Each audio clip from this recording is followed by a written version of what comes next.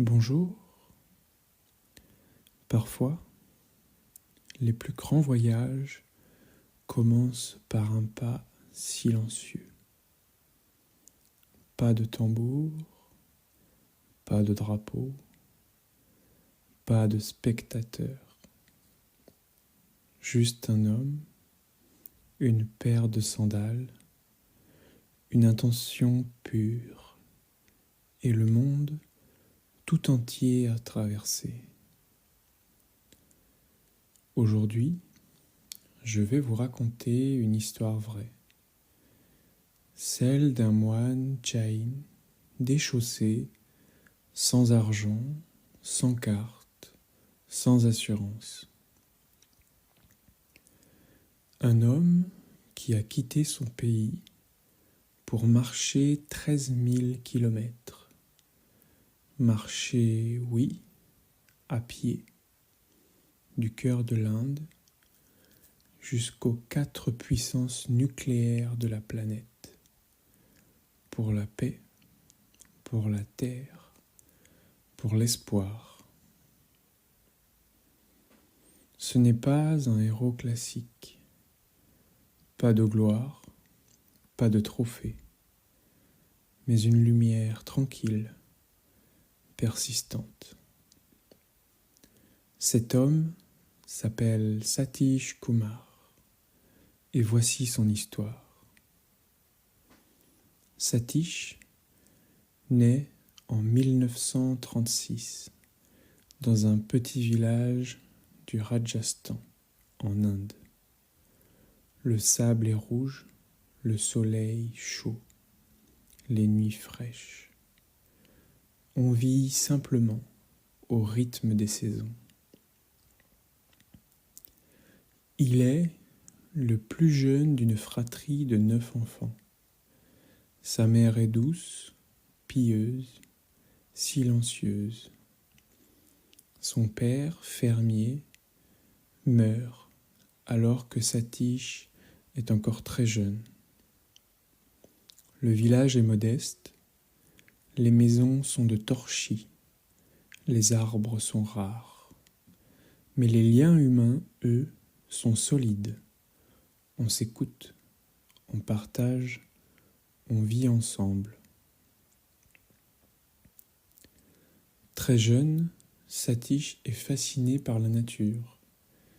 Il parle aux arbres, cueille les herbes avec soin, observe les fourmis et les nuages avec la même ferveur. Il grandit dans un monde où les valeurs sont orales, où les mots simplicité, service, non-violence sont plus que des idées. Ils sont une manière d'être. À l'âge de 9 ans, bouleversé par la lecture d'une biographie de Mahatma Gandhi, il prit une décision. Il deviendra moine, et il le devient à 9 ans. Moine Jain, vêtements simples, tête rasée, pas de possession. Il marche, médite, vit de ce qu'on lui offre.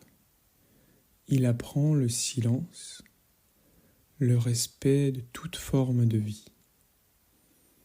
Il ne mange rien qui vienne de la souffrance. Il apprend à demander sans imposer. Il apprend à dire merci pour un bol de riz, pour un regard bienveillant.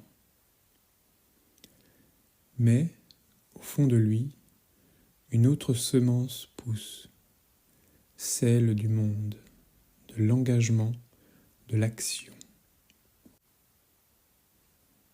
Un jour, il lit un article.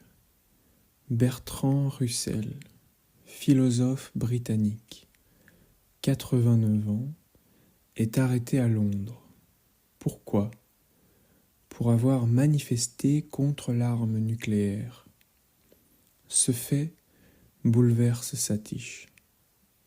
Il se dit si un vieil homme, à presque 90 ans, est capable de risquer la prison pour la paix, Que puis-je faire, moi, jeune homme, libre et en bonne santé ? Alors, il fait un pacte avec lui-même. Il marchera pour la paix. Il ira à pied à la rencontre des dirigeants des 4 puissances nucléaires de l'époque, Washington, Londres, Paris et Moscou. Et il portera un message.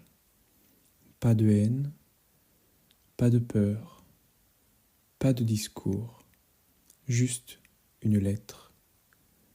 Et la foi qu'un pas sincère peut ébranler un mur. Il renonce à son statut de moine. Il quitte son ordre. Mais il ne quitte pas la spiritualité. Il veut vivre dans le monde, mais avec l'esprit d'un moine. C'est ainsi que commence son voyage. Il part en 1962 avec son ami E.P. Menon, sans argent, sans carte, sans réservation. Il marche chaque jour 30 à 40 kilomètres, en sandales, en silence souvent. Il traverse le Pakistan, l'Afghanistan, l'Iran, la Turquie, l'Europe. Ils dorment dans des temples, des granges, chez l'habitant. Ils mendient leur nourriture. Parfois, ils sont accueillis avec chaleur, parfois avec hostilité. Mais toujours, ils marchent. Chaque pas est une méditation, chaque souffle un engagement, chaque geste une prière. Un jour, en Turquie, un vieux paysan les héberge dans sa cabane de pierre. Il n'a presque rien, mais leur offre du lait chaud, un peu de pain. Il ne parle pas leur langue, mais dans le regard, il y a tout. La paix, l'amour, la fraternité.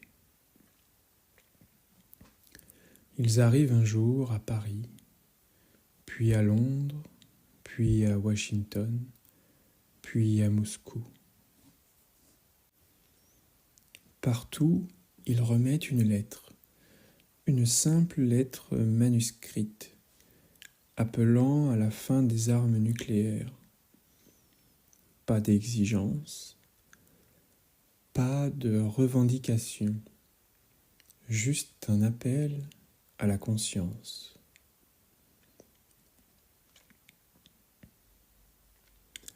La route est longue, les paysages changent, mais la fatigue, la faim, le froid, les douaniers suspicieux, les routes barrées, les nuits sans abri sont le lot quotidien. Parfois, Satish doute. Ce qu'ils font a-t-il un sens ? Personne ne répond à leurs lettres. Les journaux en parlent peu. Un soir, sous la pluie battante, ils n'ont nulle part où dormir. Ils trouvent un porche, s'y abritent, tremblants. Et là, dans ce froid, dans cette vulnérabilité, ils sentent la force de leur acte. Marcher, c'est se relier à l'essentiel. Ils s'écoutent, se soutiennent et trouvent, dans le silence de la marche, une force que rien ne peut entamer. La peur les accompagne parfois, mais elle n'a jamais le dernier mot. La marche prend plus de 2 ans, mais au retour, Satish n'est plus le même. Il a vu le monde, il a touché du doigt la bonté des gens simples. Il a vu des soldats pleurer, des enfants offrir leur pain, des fermiers partager leurs derniers fruits. Il comprend que la paix ne se signe pas dans les traités. Elle se vit dans chaque relation humaine, chaque regard, chaque main tendue. Il décide de rester en Angleterre et fonde le Shromanshire College, un lieu d'apprentissage inspiré de Gandhi, Tagore et de la nature.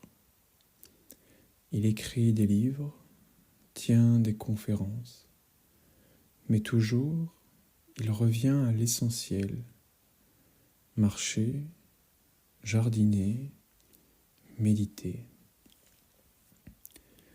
Il enseigne une écologie sacrée, une spiritualité du quotidien, un art de vivre simple. Il ne veut convertir personne, il veut simplement rappeler: tout est relié. Ce soir, en pensant à Satish Kumar, pensez à vos propres marches, pas celles que l'on fait pour fuir, celles que l'on fait pour se rapprocher de soi, des autres, du monde. Il disait: chaque pas est une bénédiction, chaque pas est une révolution, chaque pas est un acte d'amour. Vous n'avez pas besoin d'aller loin, mais marchez avec conscience, avec gratitude, avec paix. Et qui sait, peut-être qu'un jour, un pas posé en silence fera tomber un mur. Et dans ce silence, le monde entier respirera mieux. Alors, ce soir, inspirez profondément et souvenez-vous, le monde ne change pas par des cris, mais par des gestes doux répétés. Un pas, puis un autre, encore, toujours, comme Satish, simplement, humainement, amoureusement. Merci d'avoir pris ce temps pour vous et à bientôt.